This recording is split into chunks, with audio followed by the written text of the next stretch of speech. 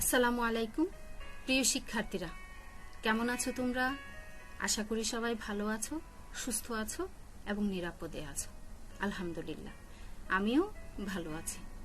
সলিমা সিরাজ মহিলা ফাজিল ডিগ্রি মাদ্রাসা জামাল খান চট্টগ্রাম কর্তৃক আয়োজিত অনলাইন ক্লাসে তোমাদের সবাইকে স্বাগত জানাচ্ছি। আমি মাসুকা খান। আজকে আমরা নবম দশম শ্রেণীর বাংলা প্রথম পত্রের একটি গুরুত্বপূর্ণ বিষয় নিয়ে আলোচনা করব। শিক্ষার্থীরা, ছবিতে তোমরা কি দেখতে পাচ্ছ? প্রথম ব্যক্তিটি কোন অবস্থায় আছে? ছবির প্রথম ব্যক্তিটি একটি খাঁচার ভেতরে বন্দী অবস্থায় আছে, আর দ্বিতীয় ব্যক্তিটি খাঁচা ভেঙে আকাশে উড়ে বেড়াচ্ছে, অর্থাৎ সে মুক্ত এবং স্বাধীন। তোমরা নিশ্চয়ই জানো, একসময় আমরাও কিন্তু এভাবে বন্দী ছিলাম। পাকিস্তানিদের কাছে আমরা পরাধীন ছিলাম, অর্থাৎ 1947 সালে এই উপমহাদেশ ভাগ হলে, অর্থাৎ ব্রিটিশদের কাছ থেকে আমরা স্বাধীনতা অর্জন করলেও আবার আমরা পরাধীন হয়ে যাই পাকিস্তানিদের হাতে। এই পাকিস্তানিদের হাতে স্বাধীনতা অর্জনের জন্য কিন্তু আমাদের অনেক ত্যাগ স্বীকার করতে হয়েছে। আমাদের এই সুন্দর একটি পতাকা, স্বাধীন একটি সার্বভৌম ভূখণ্ড আমাদের কিন্তু এমনি এমনি আসেনি। এই সুন্দর পতাকা, একটি স্বাধীন সার্বভৌম ভূখণ্ড, এবং অর্থাৎ এই স্বাধীনতার জন্য আমাদের কি করতে হয়েছে? এই স্বাধীনতার জন্য আমাদের যুদ্ধ করতে হয়েছে। 30 লাখেরও বেশি শহীদের রক্তের বিনিময়ে অর্জিত আমাদের এই স্বাধীনতা। শিক্ষার্থীরা, তাহলে তোমরা নিশ্চয়ই বুঝতে পারছো যে আজকে আমাদের আলোচ্য বিষয় কি? আজকে আমাদের আলোচ্য বিষয় হচ্ছে কবি শামসুর রহমানের বিখ্যাত একটি কবিতা, তোমাকে পাওয়ার জন্য হে স্বাধীনতা। হ্যাঁ শিক্ষার্থীরা, আজকে আমরা আলোচনা করব শামসুর রহমানের তোমাকে পাওয়ার জন্য হে স্বাধীনতা কবিতাটি। প্রথমে আমরা শামসুর রহমানের পরিচিতিটা একটু জেনে নিই। কবি শামসুর রহমান 1929 খ্রিস্টাব্দে ঢাকায় 24শে অক্টোবর ঢাকা শহরে জন্মগ্রহণ করেন। তিনি ঢাকা বিশ্ববিদ্যালয় থেকে স্নাতক ডিগ্রি লাভ করেন। তার পেশা ছিল সাংবাদিকতা। তার পেশা সাংবাদিকতা হলেও তিনি একনিষ্ঠভাবে কাব্য সাধনায় নিয়োজিত ছিলেন। বিশেষ করে মধ্যবিত্ত নাগরিক জীবনের প্রত্যাশা, হতাশা, বিচ্ছিন্নতা, বৈরাগ্য ও সংগ্রাম তার কবিতায় সার্থকভাবে বিধৃত। তার কবিতায় অতি আধুনিক কাব্যধারার বৈশিষ্ট্য সার্থকভাবে প্রকাশ পেয়েছে। উপম ও চিত্রকল্পে তিনি প্রকৃতি নির্ভর এবং বিষয় ও উপাদানে শহর কেন্দ্রিক। শিক্ষার্থীরা, এই কথাগুলো একটু মনে রাখার চেষ্টা করবে। কবি শামসুর রহমানের অনেকগুলো কাব্যগ্রন্থ আছে, তবে কয়েকটি গুরুত্বপূর্ণ কাব্যগ্রন্থ হচ্ছে প্রথম গান, দ্বিতীয় মৃত্যুর আগে, বিধ্বস্ত নীলিমা, বন্দি শিবির থেকে নিজ বাসভূমি। এই গ্রন্থগুলো খুবই গুরুত্বপূর্ণ। বিভিন্ন পরীক্ষায় এই গ্রন্থগুলোর নাম দিয়ে থাকে।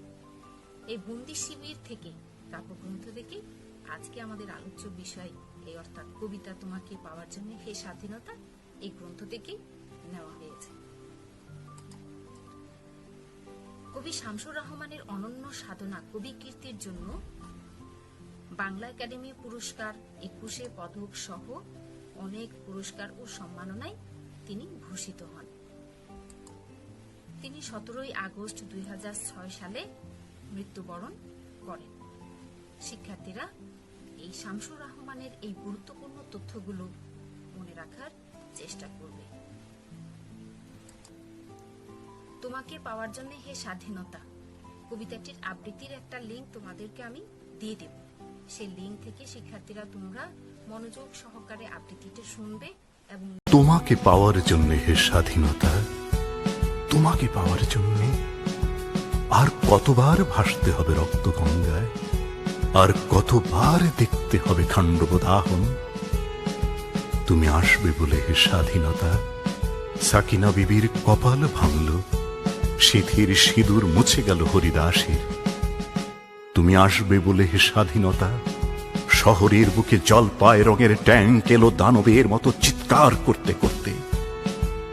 আসবে বলে হে স্বাধীনতা ছাত্রাবাস বস্তি উজাড় হলো, রিকয়েললেস রাইফেল আর মেশিন গান খই ফোটালো যত্রতত্র। তুমি আসবে বলে ছাই হলো গ্রামের পর গ্রাম। তুমি আসবে বলে বিধ্বস্ত পাড়ায় প্রভুর বাস্তু ভিটার ভগ্নস্তূপে দাঁড়িয়ে একটানা আর্তনাদ করল একটা কুকুর। তুমি আসবে বলে হে স্বাধীনতা অবুঝ শিশু হামাগুড়ি দিল পিতামাতার লাশের উপর। তোমাকে পাওয়ার জন্য হে স্বাধীনতা, তোমাকে পাওয়ার জন্য আর কতবার ভাসতে হবে রক্ত গঙ্গায়, আর কতবার দেখতে হবে খান্ডব দাহন। স্বাধীনতা তোমার জন্যে থুত্থুরে এক বুড়ো দাস দাওয়ায় বসে আছেন, তার চোখের নিচে অপরাহ্নের দুর্বল আলোর ঝিলিক, বাতাসে নড়ছে চুল। স্বাধীনতা তোমার জন্যে মোল্লাবাড়ির একে বিধবা দাঁড়িয়ে আছে নড়বড়ে খুঁটি ধরে দগ্ধ ঘরের। স্বাধীনতা তোমার জন্যে হাড্ডিসার এক অনাথ কিশোরী শূন্য থালা হাতে বসে আছে পথের ধারে। তোমার জন্যে সগির আলী সাবাজপুরের সেই জোয়ান কৃষক, কেষ্টদাস জেলে পাড়ার সবচেয়ে সাহসী লোকটা, মতলব মিয়া মেঘনা নদীর দক্ষ মাঝি, গাজি গাজি বলে যে নৌকা চালায় উদ্দাম ঝড়ে, রুস্তম শেখ ঢাকার রিক্সাওয়ালা যার ফুসফুস এখন পোকার দখলে, আর রাইফেল কাঁধে বনে জঙ্গলে ঘুরে বেড়ানো সেই তেজি তরুণ যার পদভারে একটি নতুন পৃথিবীর জন্ম হতে চলেছে। সবাই অধীর প্রতীক্ষা করছে তোমার জন্যে হে স্বাধীনতা। পৃথিবীর এক প্রান্ত থেকে অন্য প্রান্তে জ্বলন্ত ঘোষণার ধ্বনি প্রতিধ্বনি তুলে নতুন নিশান উড়িয়ে দামামা বাজিয়ে দেখবে দিক এই বাংলায় তোমাকে আসতেই হবে হে স্বাধীনতা।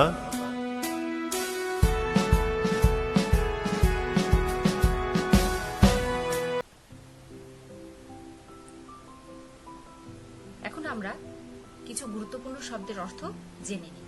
কবিতাটি যেহেতু বড়, অনেকগুলো শব্দ আছে, কিছু শব্দের অর্থ আমরা এখন জানব। কপাল শব্দের অর্থ কি? কপাল শব্দের অর্থ হচ্ছে ভাগ্য। রক্তগঙ্গা শব্দের অর্থ হচ্ছে অগণন প্রাণহানি। আর নিশান শব্দের অর্থ পতাকা। বাস্তবিটা শব্দের অর্থ হচ্ছে বসত ভিটা। শিক্ষার্থীরা এই শব্দগুলো ছাড়াও আরো অনেকগুলো শব্দ আছে যেগুলো আমরা কবিতাটির বিশ্লেষণের সময় সেই শব্দগুলোর অর্থ জেনে নিব। তাহলে শিক্ষার্থীরা এখন আমরা কবি শামসুর রহমানের তোমাকে পাওয়ার জন্য হে স্বাধীনতা এই কবিতাটির বিষয়বস্তু বিশ্লেষণ করব। কবি এই কবিতায় কি বোঝাতে চেয়েছেন আমরা তা একটু জানাটা করব।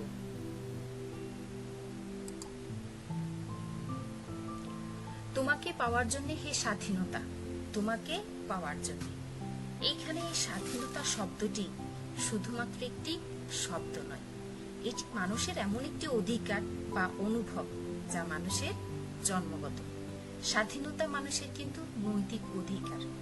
এই অধিকার পাওয়ার জন্য বাঙালিদেরকে পাকিস্তানিদের হাতে অনেক নির্যাতন এবং অত্যাচারের শিকার করতে হয়েছে, অনেক ত্যাগ স্বীকার করতে হয়েছে। সেজন্য কবি এখানে বলেছেন তোমাকে পাওয়ার জন্য হে স্বাধীনতা, তোমাকে পাওয়ার জন্য।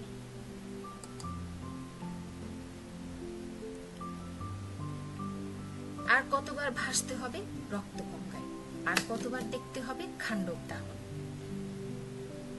শিক্ষার্থীরা এখানে রক্তগঙ্গা শব্দের অর্থ আমরা জেনেছি আগে। রক্তগঙ্গা শব্দের অর্থ হচ্ছে অগণন প্রাণহানি, অর্থাৎ ৭১-এর মুক্তিযুদ্ধের সময় পাকিস্তানিরা এদেশের মানুষের উপর নির্মম হত্যাযজ্ঞ চালিয়েছিল। এদেশের মানুষের অর্থাৎ শহীদের রক্তে যেন এদেশের মাটি ভেসে গিয়েছিল, তাদের রক্তের ভেসে যায় এদেশের মাটি। এই বাঙালির রক্তে দেশ যেন রক্তগঙ্গায় পরিণত হয়। এই পাকিস্তানিদের অগণন প্রাণহানি অর্থাৎ নির্মম হত্যাযজ্ঞটাকে বোঝানোর জন্য কবি এখানে বলেছেন আর কতবার ভাসতে হবে রক্তগঙ্গায়, আর কতবার দেখতে হবে খান্ডব দাহন। কবি কিন্তু এখানে এই খান্ডব শব্দটি একটি প্রতীকী অর্থে ব্যবহার করেছেন। খান্ডব শব্দটি অর্থ হচ্ছে মূলত মহাভারতে বর্ণিত যমুনা নদীর তীরে অবস্থিত একটি বন। অগ্নিকে খুশি করার জন্য অর্জুন পশু পাখি সহ বনটি পুড়িয়ে দিয়েছিল। ঠিক তেমনি পাকিস্তানিরাও ৭১-এর মুক্তিযুদ্ধের সময় এদেশের মানুষের উপরে অর্থাৎ এদেশের উপরে নির্মম অগ্নিসংযোগ এবং হত্যাযজ্ঞ চালিয়েছিল। এই দেশের মানুষের উপরে তারা ব্যাপক ধ্বংসলীলায় মেতে উঠেছিল। এই পাকিস্তানিদের সেই অগ্নিসংযোগ এবং ধ্বংসযজ্ঞটাকে বোঝানোর জন্যই কবি এখানে খান্ডব দাহন শব্দটি ব্যবহার করেছে। শিক্ষার্থীরা, এখানে কিন্তু তোমরা খেয়াল করবে প্রতিটা লাইনে কিন্তু এমসিকিউ আছে এবং সৃজনশীল অর্থাৎ অনুধাবনমূলক প্রশ্ন আছে। যখন আমি কবিতাগুলোর লাইনগুলো ব্যাখ্যা করব তখন তোমরা সেগুলো ভালো করে খেয়াল করবে, যাতে আমাদের এমসিকিউ এবং অনুধাবনমূলক প্রশ্নের উত্তর লিখতে সুবিধা হয়। যেমন কবি যদি পরীক্ষা আসে খান্ডব দাহন শব্দের অর্থ কি বা খান্ডব দাহন বলতে কি বোঝানো হয়েছে, তাহলে আশা করি তোমরা লিখতে পারবে।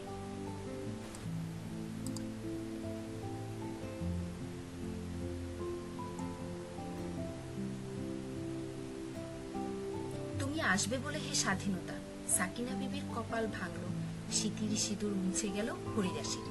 তুমি আসবে বলে হে স্বাধীনতা, সাকিনা বিবির কপাল ভাঙলো।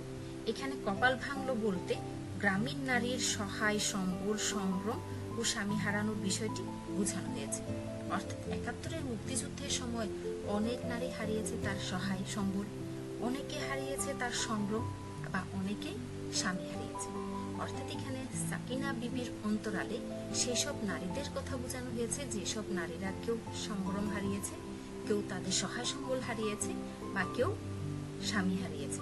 অর্থাৎ এখানে সাকিনা বিবি সেসব সহায় সম্বল হারা, সম্ভ্রম হারা এবং স্বামী হারা সেই নারীদেরই কি প্রতিনিধিত্ব করছে। শীতের সিঁদুর মুছে গেল হরিদাসীর। এখানে শীতের সিঁদুর মুছে গেল বলতে হরিদাসীর স্বামীর মৃত্যুকে বোঝানো হয়েছে।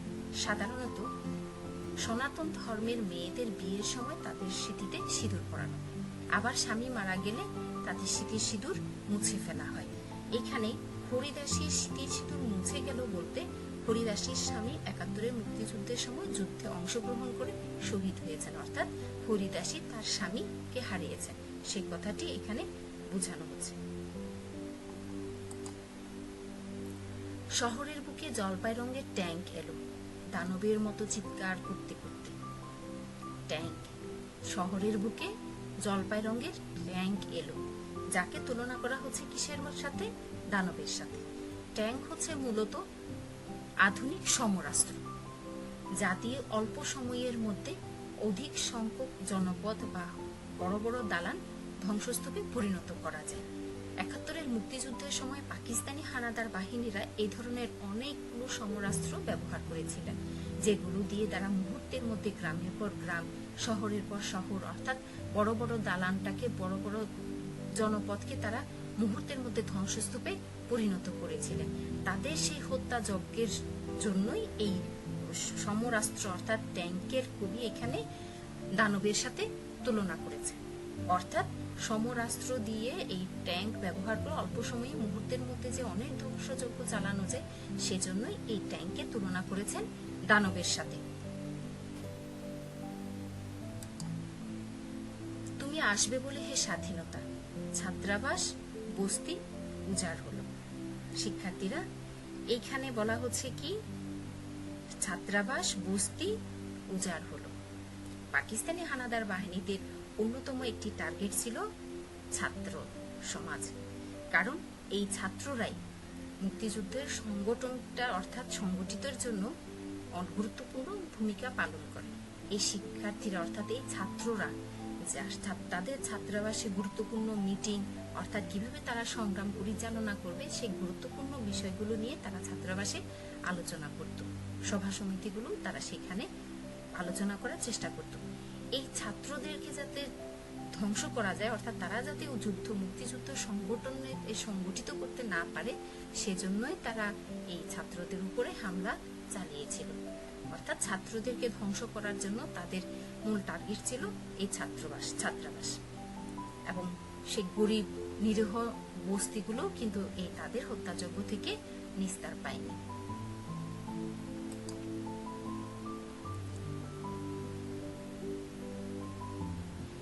রিকোয়েললেস রাইফেল হচ্ছে এক ধরনের অগ্নেয়াস্ত্র, মেশিন গান, আর মেশিন গান খই ফুটালো যত্রতত্র। খই ফুটানো, শিক্ষার্থীরা তোমরা নিশ্চয়ই অনেকে হয়তো গ্রামে গঞ্জে গেলে হয়তো দেখতেও পারো যে খই ফুটানোর সময় এক ধরনের একটা আওয়াজ হয়, আর খইগুলো একটার পর একটা কি ফুটতে থাকে। এই পাকিস্তানি হানাদার বাহিনীরাও ৭১-এর মুক্তিযুদ্ধের সময় তাদের এই রিকোয়েলস রাইফেল আর মেশিন গান ব্যবহার করে অনর্গল এই বাঙালিদের উপরে গুলি চালিয়েছিল। এই গুলি চালানোর যে শব্দ, সেই শব্দটাকে কবি এখানে খই ফুটানোর শব্দের সাথে উপমায়িত করেছেন। অর্থাৎ এই রিকোয়েলস রাইফেল আর মেশিন গান ব্যবহার করে পাকিস্তানি হানাদার বাহিনীরা এদেশের জনগণের উপর যে নির্মম হত্যাযজ্ঞ চালিয়েছিল, সেটা বোঝানোর জন্য কবি এখানে খই ফোটালো যত্রতত্র, অর্থাৎ যেখানে সেখানে। যত্রতত্র শব্দের অর্থ হচ্ছে যেখানে সেখানে, সেটা বোঝানোর জন্য কবি এখানে বলেছেন রিকোয়েলস রাইফেল আর মেশিন গান খই ফোটালো যত্রতত্র। তুমি আসবে বলে ছাই হলো গ্রামের পর গ্রাম। এই পাকিস্তানি হানাদার বাহিনী শুধুমাত্র যে শহর অঞ্চলে হত্যাযজ্ঞ চালিয়েছিল তা কিন্তু নয়, তাদের হাত থেকে নিস্তার পায়নি নিরীহ গ্রামাঞ্চলের সহজ সরল সাধারণ মানুষগুলো। সেখানেও তারা গ্রামের পর গ্রাম অগ্নিসংযোগ করত, আগুন জ্বালিয়ে দিত। সেই আগুনে ছাই হয়ে যেত গ্রামের পর গ্রাম।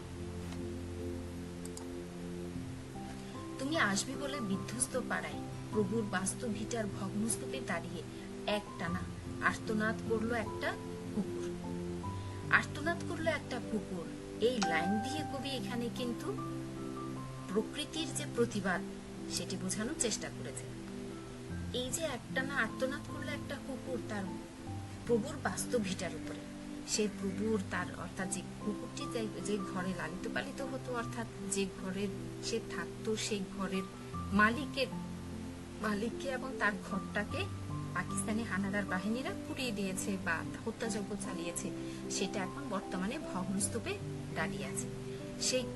সেটা দেখে এই একটা নিরীহ প্রাণীও কি আর্তনাদ করলো, অর্থাৎ পাকিস্তানি হানাদার বাহিনীদের সেই নির্মমতা, সেই নির্যাতনের দৃশ্য দেখে প্রকৃতিও প্রতিবাদ করেছিল। এই আর্তনাদ করলো একটা কুকুর, এটাকে প্রাকৃতিক প্রতিবাদ বলা হচ্ছে। তোমাকে পাওয়ার জন্য হে স্বাধীনতা, এই কবিতার মধ্যে যদি আমরা সবচেয়ে নির্মম লাইন যদি বলি তাহলে সেটা হচ্ছে এই লাইনটি, তুমি আসবে বলে হে স্বাধীনতা। অবুঝ শিশু হামাগুড়ি দিল পিতামাতার লাশের উপর। অবুঝ শিশু, যে শিশুটি বুঝে না স্বাধীনতা, মুক্তিযুদ্ধ, বুঝে না পরাধীনতা, সে বুঝতেই পারে না মা বাবা বেঁচে আছে না মারা গিয়েছে, তাদেরকে মা বাবাকে মেরে ফেলা হয়েছে, সেটা বোঝার মতো ক্ষমতা যে শিশুর হয়নি, সেই অবুঝ শিশুটি এর মা বাবাকেও পাকিস্তানি হানাদার বাহিনীরা মেরেছে। সেই মৃত মা বাবার লাশের উপরে হামাগুড়ি দিচ্ছে এই অবুঝ শিশুটি। তোমাকে পাওয়ার জন্য হে স্বাধীনতা, কতবার ভাসতে হবে রক্ত গঙ্গায়, আর কতবার দেখতে হবে খান্ড দাহন। স্বাধীনতা তোমার জন্য থুতুরে এক বুড়ো উদাস দাওয়ায় বসে আছেন, তার চোখের নিচে অপরাহ্নের দুর্বল আলোর ঝিল, বাতাসে নড়ছে চুল। থুতুরে এক বুড়ো, বয়সের ভারে ক্লান্ত এক বৃদ্ধের কথা বলা হচ্ছে, যে চলাফেরা করতে অক্ষম। তিনি বসে আছেন উদাস দাওয়ায়, অর্থাৎ এখানে বলা হচ্ছে অপরাহ্ন দুর্বল আলোর ঝিলে। সাধারণত সূর্য উদয়ের পরে যে সূর্যের যে প্রখরতা, যে তীব্রতা, যে তেজ, সেটা আস্তে আস্তে যখন সূর্য পশ্চিম আকাশে ঢলে পড়ে, অর্থাৎ অপরাহ্নের দিকে বিকেলের দিকে কিন্তু সেই তেজ রোদের সেই প্রখরতা থাকে না। ঠিক তেমনি মানুষেরও যে যৌবনকালের যে শক্তি সামর্থ্য সেটা আর বৃদ্ধ বয়সে থাকে না। সেরকমই একজন বৃদ্ধের কথা এখানে বলা হচ্ছে, যিনি উদাস দাওয়ায় বসে আছেন, তার চোখের নিচে অপরাহ্নের দুর্বল আলোর ঝিলিক। অর্থাৎ এখানে স্বাধীনতা কিন্তু এক একজনের কাছে এক এক রকম। স্বাধীনতা কিন্তু আমাদের এমনি এমনি আসে না, এটা আমাদের অনেক প্রতীক্ষার ফল। দীর্ঘ প্রতীক্ষার পরে আমরা কিন্তু পেয়েছি এই স্বাধীনতা।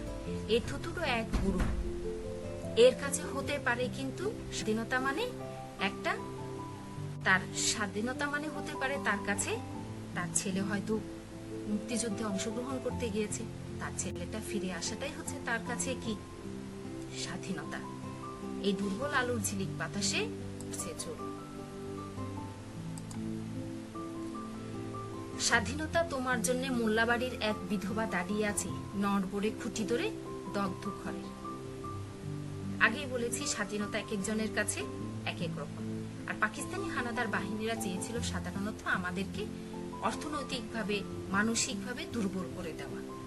সেই তাদের পাকিস্তানিদের সে রোষানল থেকেও নিস্তার পায়নি এই মোল্লাবাড়ির এক বিধবা, যার অবলম্বন ছিল শুধুমাত্র একটি ঘর। তার সেই ঘরটিও পাকিস্তানিরা পুড়িয়ে দিয়েছে। সেই পুরা দগ্ধ ঘরের কুটি ধরে সে দাঁড়িয়ে আছে, প্রতীক্ষা করছে স্বাধীনতার। তার কাছে স্বাধীনতা হচ্ছে তার একটি ঘর, অর্থাৎ তার মাথার উপরে ছাদ। এই দগ্ধ ঘরে দাঁড়িয়ে মোল্লাবাড়ির এই বিধবাটিও অপেক্ষা করছে স্বাধীনতার জন্য। স্বাধীনতা তোমার জন্যে হাড্ডিসার এক অনাথ কিশোরী শূন্য থালা হাতে বসে আছে পথের ধারে। হাড্ডিসার এক অনাথ কিশোরী, যার মা বাবা নেই, অনাথ, খেতে না পেয়ে যার শরীর হয়ে গেছে কি হাড্ডিসার। এই অনাথ কিশোরীর কাছে স্বাধীনতা মানে হচ্ছে কি খাবার।